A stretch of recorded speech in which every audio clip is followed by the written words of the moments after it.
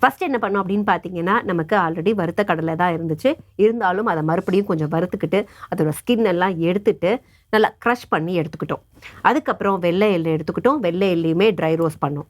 Dry roast பண்ண வெள்ளை எள்ளுமே ஆறுனதுக்கப்புறம், நம்ம ஸ்ட்ரெயிட்டா என்ன பண்ணோம் அப்படின்னா, கொஞ்சம் தேவையான அளவுக்கு நெய், நீங்க எடுத்து வச்சிருக்கிற வெல்லத்த பொறுத்து. இப்ப நாங்க எடுத்து வச்சிருக்கிற வெல்லத்துல ஒரு 3/4 பங்கு தான் போட்டோம் அப்படின்னா, 2 டீஸ்பூன்ஸ் ஆஃப் கீ ஆட் பண்ணோம்.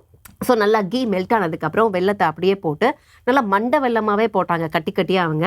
பட் அது ஒரு மாதிரி பாகு மாதிரி நமக்கு ஏற்ற கன்சிஸ்டன்சி வந்துருச்சா அப்படின்னு தெரிஞ்சுக்கிறதுக்கு என்ன பண்ணோம் அப்படின்னா, கொஞ்சம் வாட்டர் எடுத்துக்கிட்டு அதை அப்படி லைட்டாக நம்ம எப்படி அந்த வாட்டரில் போட்டு பார்ப்போம்னு சொல்லுவாங்களா, அது மாதிரி போட்டு பார்த்து அந்த பதத்தை பார்த்தாங்க. பதம் கொஞ்சம் கெட்டியும் இல்லாமல் அவங்களுக்கு தேவையான அளவுக்கு இருந்தப்போ அதில் நம்ம என்ன பண்ணோம்னா, முதல்ல வெள்ளை எள்ளு, அதுக்கப்புறம் நம்ம அரைச்சி வச்சிருந்த வேர்க்கடலை தூள் அதையுமே போட்டுட்டு நல்லா மிக்ஸ் பண்ணிட்டோம். நல்லா மிக்ஸ் பண்ணிவிட்டு ஒரு கன்சிஸ்டன்சி வரும் இல்லையா, இதில் வந்து நம்ம ரோல் பண்ணலாம் அப்படின்னு அந்த கன்சிஸ்டன்சி வரும்போது ஆஃப் பண்ணி வச்சுட்டோம். கொஞ்சம் சூடும் இல்லாமல் ரொம்ப ஆறுன ஸ்டேஜும் இல்லாமல் இருக்கும்போது லைட்டாக கையில் வந்து தண்ணி தேய்ச்சிக்கிட்டு அப்படியே ரோல் பண்ணி வச்சுட்டிங்கன்னா வேலை முடிஞ்சிச்சு.